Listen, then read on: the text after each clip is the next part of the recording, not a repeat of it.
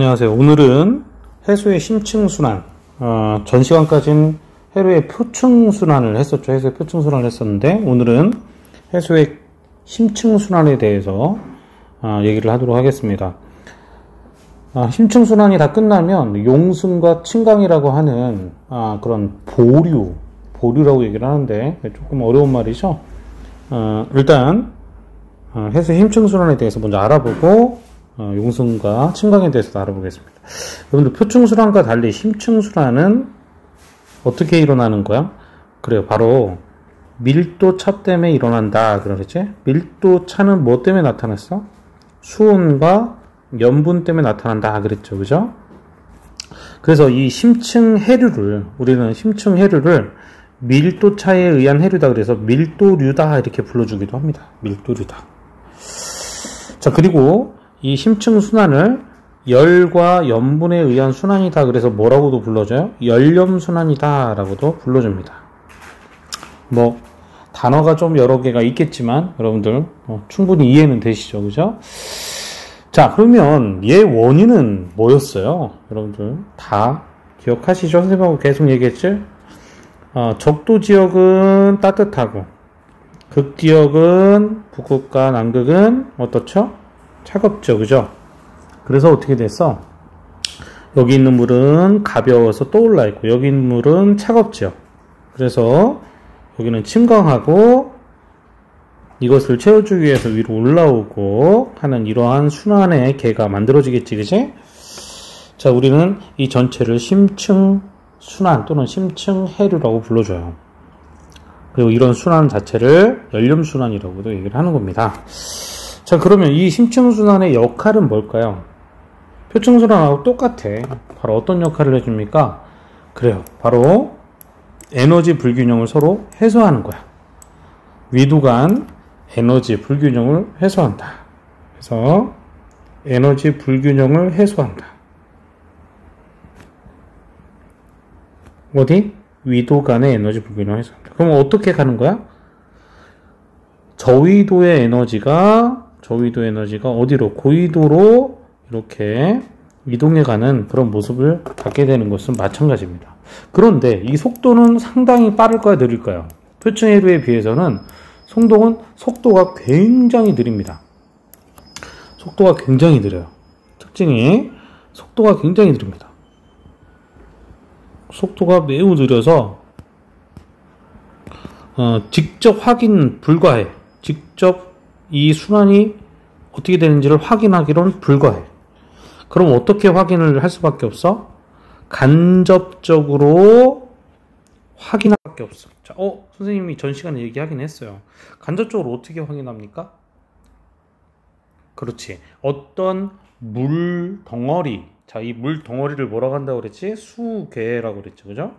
이 수계에 무엇을 측정해서 수온과 바로 염분을 측정해서 우리 배웠던 수온 염분 도선에 찍어봐서 그 수계가 어디로 점점 이동해 가는지를 어떤 경향성을 통해서 간접적으로 알아낸다는 것이 바로 심층순환의 특징이라고 그랬죠. 그죠?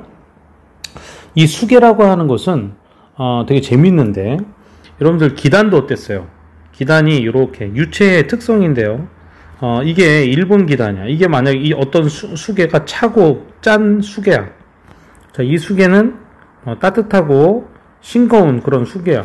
이 두 개가 만나면 여러분들 분명히 섞이긴 하죠. 근데 이 섞이는 게 실제로는 이 접촉면, 이 접촉 부분은 좀 많이 섞이긴 하는데 이 전체의 수계가 완전히 뒤섞이기는 쉽지는 않습니다. 공기덩어리와 마찬가지입니다. 왜냐하면 기체나 액체는 바로 분자와 분자 사이가 상당히 먼 편이에요. 그래서 이 각각의 갖고 있는 하나의 덩어리들이 보통 그 특성을 일정하게 유지되는 그런 덩어리들입니다. 그러니까 수계는 성질이 다른 수계하고 서로 잘 섞이지 않기 때문에 수온과 염분이 거의 변하지 않는 거예요. 그래서 어떻게 된다? 이 수계 하나의 물 덩어리, 수계를 물 덩어리라고 하는 거야. 이 덩어리가 어딘가에서 침강하면 그 침강하는 게 내 눈에 보이진 않지만 계속 수온과 염분을 이렇게 특정해가지고 어떻게 막 이런 그래프에 막 찍는 거죠. 뭐 이런 그래프에 막 찍는 거야, 그지? 여기가 수온이고 여기가 염분이야. 그럼 이렇게 찍는 이 그래프, 이게 뭐야? 밀도가 같은 선이죠? 이거 이렇게 찍었을 때 여기 어떤 그룹은 여기 나오고 어떤 그룹은 여기 나온다 그러면 A그룹, B그룹은 서로 다른 수계라는 거죠. 근데 얘를 모니터링 했더니 계속 같은 특성이 계속 보인다 그러면 걔는 같은 수계일 가능성이 크죠. 그래서 그거를 계속 쫓아가는 거야. 쫓아갔더니 실제로 해수의 심층순환이 한 바퀴 도는데 걸리는 시간은 매우 느리다. 약간 학자마다 다른 견해를 갖고 있긴 한데 1000년에서 약 2000년 사이, 그 사이에 한 바퀴 전 지구적으로 순환한다라고 하는 얘기도 하게 되는 것이죠. 대단하죠? 자, 그런데 여러분들 1, 2, 3번은 뭐 당연히 중요하지만 제일 중요한 것은 여기서 몇 번이냐? 선생님 4번을 한번 얘기를 하고 싶어요. 선생님 뭐라고 써놨어? 특이장소라고 해놨죠, 그죠? 자, 이 특이장소 몇 가지는 외워두셔야 돼요. 그 첫 번째, 특이장소 첫 번째, 바로 어디냐? 가장 수계가 가장 무거워서 가장 밑으로 떨어지는 그러한 곳이 있어요. 거기가 어디냐면 아예 외워두셔야 돼. 요게 바로 남극 대륙 주변에 짜잔, 이거 외워두셔야 돼. 아예 웨델해. 자, 여러분들 수업시간에 선생님이 구글 지도를 통해서 이렇게 보여주기도 할 거야. 만약에 수업시간에 듣지 못한 학생이란다면 여러분들 인터넷에서 구글 어스나 또는 뭐 그냥 아무 데서나 웨델해라고 치면 실제 그 어디에 위치하고 있는지를 바로 보여줄 거예요. 한번 보세요. 남극 지도 있잖아. 거기에 약간 이렇게 푹 들어간 그 만 부분에 웨델해라는 데가 있거든. 여기가 가장 지구상에서 물이 무거운 곳이다 이렇게 보시면 되겠어요. 왜 무거울까? 여기는 너무너무 춥죠. 수온이 굉장히 낮지, 그지? 그래서 굉장히 무거워요. 이 녀석이, 이 웨데레가 바로 여기서 침강을 해서 너무 추워서 침강을 하죠. 여기 침강을 한다. 침강을 해서 무엇을 만드냐? 가장 깊은 남극 저충수를 만들게 됩니다. 이따 그림을 한번 보여드릴게요. 일단 글씨를 먼저 본 다음에. 자, 그 다음에 두 번째로 무거운 물이 뭐냐면 북대서양 심층수라는 거예요. 북대서양 심층수가 두 번째 무거운데 얘도 위치를 아셔야 됩니다. 자, 얘 위치가 어디냐면 바로 그린란드 해역에서 만들어져요. 그린란드 해역에서 만들어지는 이 두 번째로 무거운 바로 심층해류가 만들어지는 두 번째로 무거운 수계가 만들어지는데 이것의 이름이 바로 뭐냐? 북대서양 심층수다. 이렇게 두 개 꼭 알아두셔야 됩니다. 아시겠죠? 세 번째로 무거운 물까지 기억하려면 기억 꼭 하시려면 하세요. 세 번째가 바로 뭐냐면 어디서 만드냐? 60도 남극 부근에서 만들어지는 남극, 이번에는 중층수라는 게 있어. 이렇게 1번, 2번, 3번 세 개는 그냥 꼭 이거는 좀 외워두셔야 됩니다. 자, 얘가 뭐 각각의 1번, 2번, 3번이 어디 밑에까지 내려가서 어디 위도까지 위로 올라가고 말고 이거를 글씨로 외우기는 어려우니 선생님이 이거를 그림으로 보여드리도록 하겠습니다. 그림으로 한번 볼게요. 자, 그림 보셨죠? 자, 아까 선생님이 가장 무거운 물 뭐라고 그랬지? 그렇죠. 남극 저충수. 자, 이게 가장 무거운 물이라고 그랬죠. 이게 1번이야, 얘들아. 아예 이렇게 기억을 해두시기 바랍니다. 1번. 이게 지금 여기가 어디야? 와, 여기 보니까 남극이고 왼쪽이 북극이죠. 북쪽으로 가는 곳이네요. 거기 보니까 웨델해 지역에서 이렇게 물이 어떻게 돼요? 너무너무 무거워진 물이 침강하게 되지. 그래서 모든 위도에, 지구상의 모든 위도의 가장 밑바닥에서 이렇게 어떻게 돼요? 밑바닥에서 흘러가는 물이 만들어지는데 이것이 바로 남극 중충수입니다. 그래서 쭉 가다가 어디에? 쭉 가다가 30도 N까지 이렇게 흘러가는 그런 모습을 그림을 볼 수가 있겠지, 그제? 자, 그러면 두 번째로 무거운 물이 어디서 가라앉는다? 그렇지. 북대서양. 어디? 그린란드 해역이라고 그랬죠. 여기. 보니까 어떻게 돼? 그린란드가 바로 아이슬란드 바로 옆에 있는 거잖아. 그치? 그래서 지금 이렇게 표시되어 있는 거야. 여러분들 구글맵으로 한번 찾아보세요. 쫙 하면서 어떻게 해? 이렇게 바로 남극 저층수보다는 위로 이렇게 흐르게 되죠. 이게 두 번째로 무거운 북대서양 심층수 외워두셔야 됩니다. 그랬다 얘가 어디까지 이동해? 여기까지 이동해. 여기가 어디야? 쭉 올라갔더니 어디야? 아하, 여기가 바로 60도 S. 그래. 북반구 60도 N에서 밑으로 떨어져 가지고 남반구 60도 S까지 가게 된다는 거야. 야, 대단하죠? 그러니까 지구 전체를 완전히 관통에 들어간다고 보셔도 되겠죠, 그죠? 자, 세 번째가 뭐였었어요? 남극 중충수였죠? 자, 요거를 위에서 또 이렇게, 그거보다 좀 더 가볍지만, 이렇게 밑으로, 이렇게, 위로 이렇게 가면서 가는 해류가 있어요. 이게 남극 중충수다. 얘는 60도 S 정도 부근에서 생겨서, 그렇죠? 60도 S 부근에 생겨서, 어디까지? 한 20도 N까지 이렇게 올라가는 그런, 해류가 되겠네요. 그죠? 자, 1번, 2번, 3번 다 기억을 해주시면 좋지만 적어도 1번과 2번은 완전하게 기억을 해주시기 바랍니다. 자, 이런 식으로 심층순환이 현재까지 명확하게 밝혀진 그런 모습은 바로 1번과 2번, 3번 같은 그런 모습이에요. 지금도 계속 연구가 되고 있죠. 워낙 늦게 순환이 되고 수계의 특성을 상당히 많은 데이터로 분석을 해야 되기 때문에 그렇죠. 자, 그러면 옆에 있는 수온 염분도선을 한번 볼까요? 자, 제일 무거운 물이 누구야? 자, 만약에 이렇게만 표시가 돼 있어. 이렇게만 이렇게 표시되어 있어. 한글이 안 돼 있고 이렇게만 표시되어 있어. 그래도 여러분들 맞춰야 되겠지. 어떤 해류가 제일 무거운 거야 지금. 그래, 요게 1번이라고 하고 2번, 3번이라고 하면 매칭이 되죠, 그죠? 자, 얘가 제일 무겁지. 딱 봐도 무겁지 않습니까? 왜? 일로 갈수록 어땠어? 일로 갈수록 지금 밀도가 점점 뭐하고 있어? 커지고 있지? 왜 커진다고 그랬어? 수온이 어떨수록 낮을수록, 염분이 어떨수록 높을수록 밀도는 커지죠. 그래서 일로 내려가면 내려갈수록 밀도가 같은 지점을 연결한 등밀도 선들이 어떻게 됩니까? 지금 숫자가 지금 커지고 있는 거 눈에 보이시죠?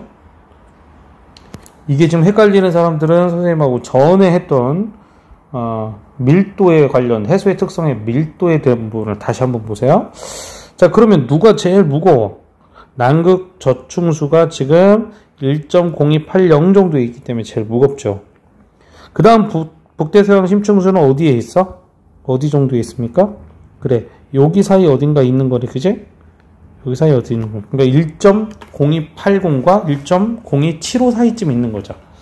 그 다음 북대서양 심층수, 다음에 남극 중충수, 그죠? 이거 1.027. 따라서 이 세 물이 만나면 남극 저충수가 가장 밑으로 깔릴 수밖에 없는 것이죠, 그죠?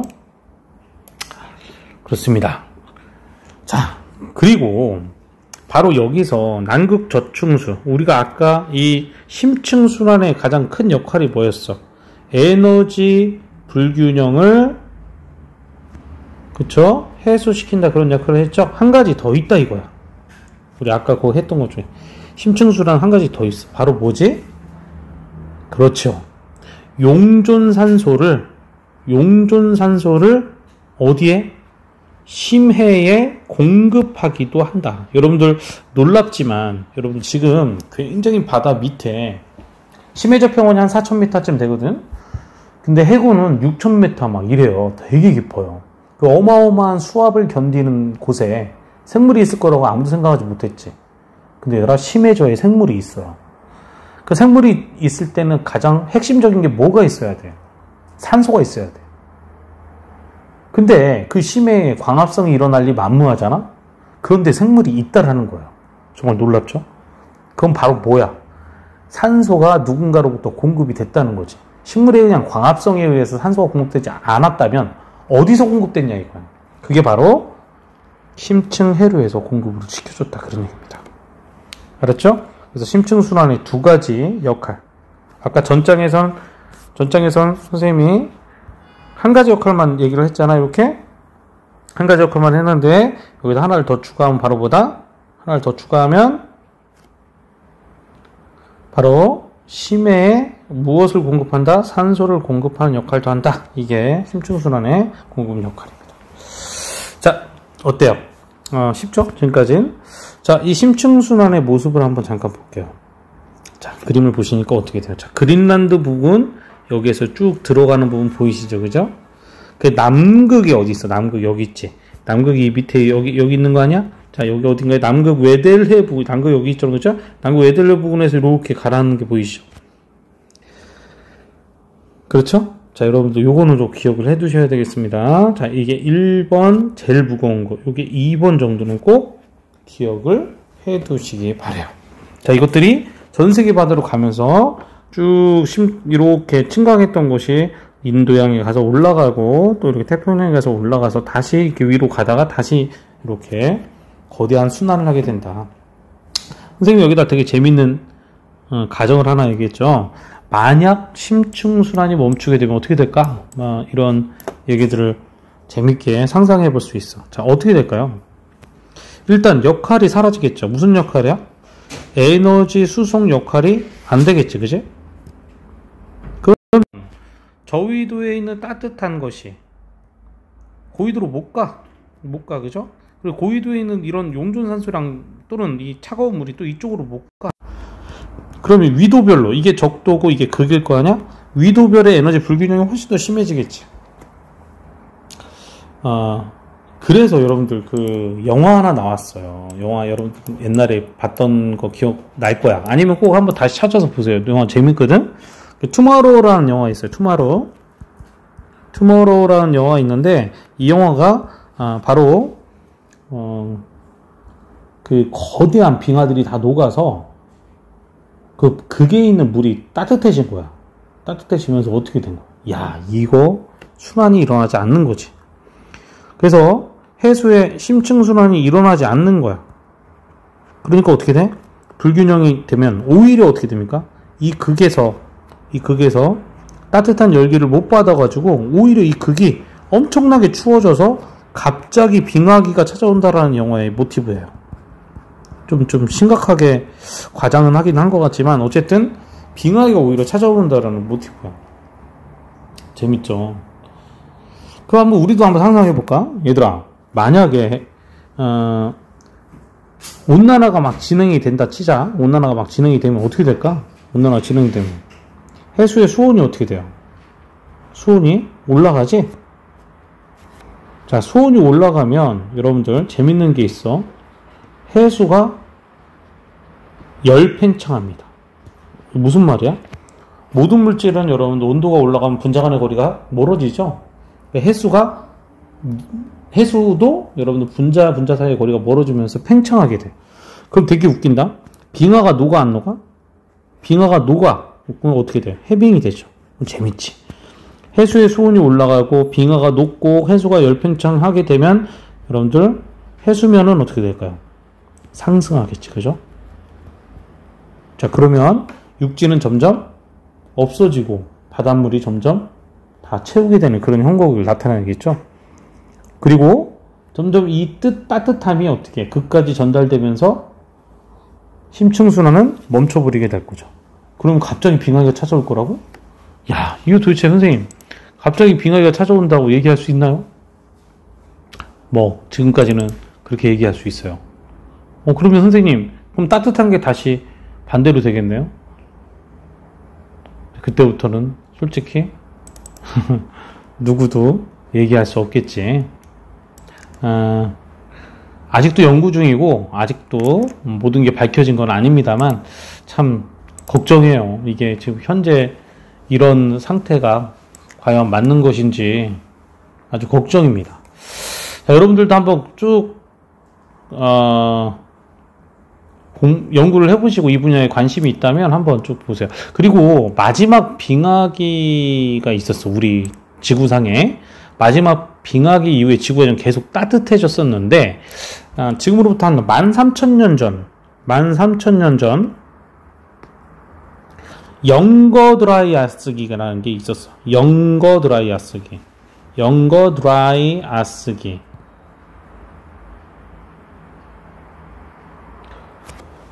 연거 드라이어 쓰기에서 이게 말 그대로 연거 약간 뭐 좀 더 젊은 드라이어 쓰기. 그래서 요때 소비강의가 찾아왔다라고 하는 그런 학자들의 견해가 있어요. 근데 이 자료에 따르면은 연거 드라이아스 초기에 갑자기 온도가 급격히 떨어지기 시작했었던 시기가 있었거든.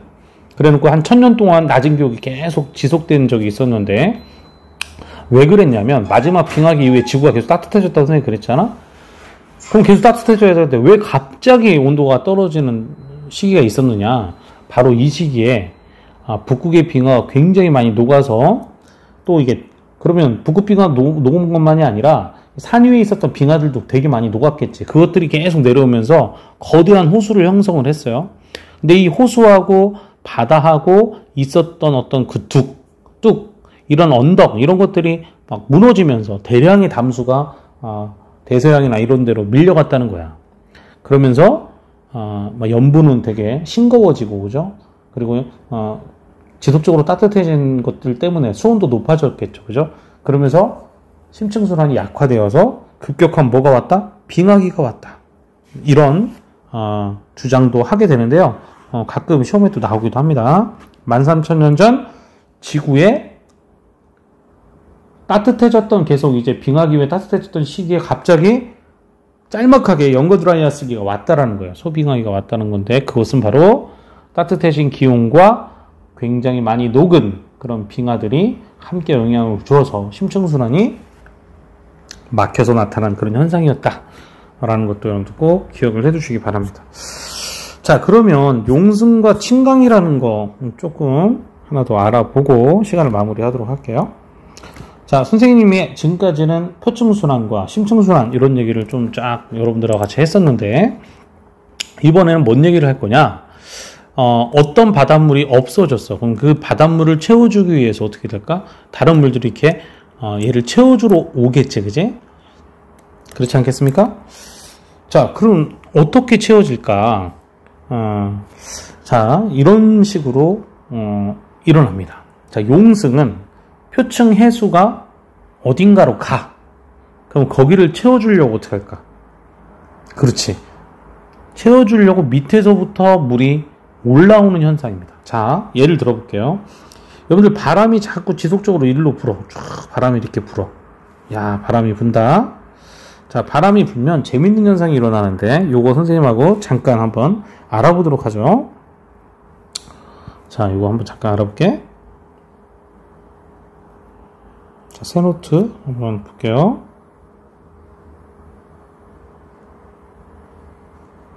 응?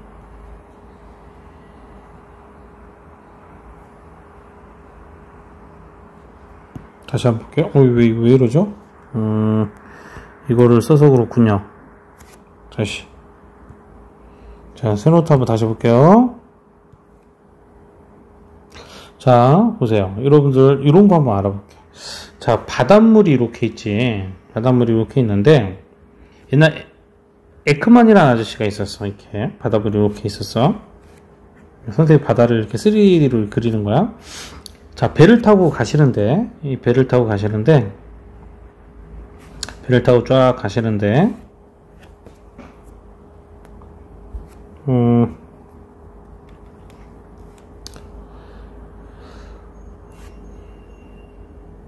배를 타고 이렇게 가시는데 바람이 이렇게 불더라는 거야. 바람이 이렇게 불더라. 이게 바람이야. 자, 바람이 부는데 여러분들 바람이 이렇게 불면 당연히 바닷물의 흐름이 일로 이렇게 가야 될 것 같잖아, 그지? 근데 이 아저씨가 보니까 바닷물이 일로 간다는 걸 보게 돼요. 이렇게 간다는 걸 보게 돼. 이게 바닷물이야. 이상하죠? 바람 방향하고 약간 비틀어져서 이렇게 가게 됩니다, 바닷물이. 신기하지, 그지? 이상하다. 그 사람이 이제 그래서 연구를 하게 돼. 이 아저씨가 연구를 하게 되는데, 이 밑에는 어떻게 가는지, 이거보다 좀 더 밑에는 어떻게 가는지 보니까 어떻게 되는 줄 알아? 이거보다 좀 더 이쪽으로 가게 됩니다. 속도는 조금 더 느리고, 이 밑에는 어떻게 될까? 이거 더 이쪽으로 휘어져요. 또 이 밑에는 속도는 더 느리지만 이렇게 휘어지다가 저 밑에는 이렇게 거의 반대쪽으로 이제 되면서 거의 속도가 없는 그런 형태로 이렇게 되는 거거든. 그러면서 어떻게 희한하지. 이거를 다 평균해 봤더니 실제 바닷바람이 불잖아. 바닷바람이 이렇게 불죠. 바닷바람이 불죠. 이제 바람이 부는 거야. 그러면 바닷물은 평균적으로 수면에서부터 바람이 영향을 미치는 이 지역까지를 평균하면 바닷물은 어디로 간다는 거야? 그렇지. 바람이 부는 방향의 오른쪽 직각 방향으로 해류가 간다. 바닷물이 움직인다. 이거를 발견하게 돼. 우리는 이거를 에크만 아저씨가 발견했다 그래서 이거를 에크만 수송이다 라고 불러주는데, 이거 이유가 왜 그럴까요? 여러분들 우리 얼마 전에 선생님하고 대기에서 배웠죠. 어땠어?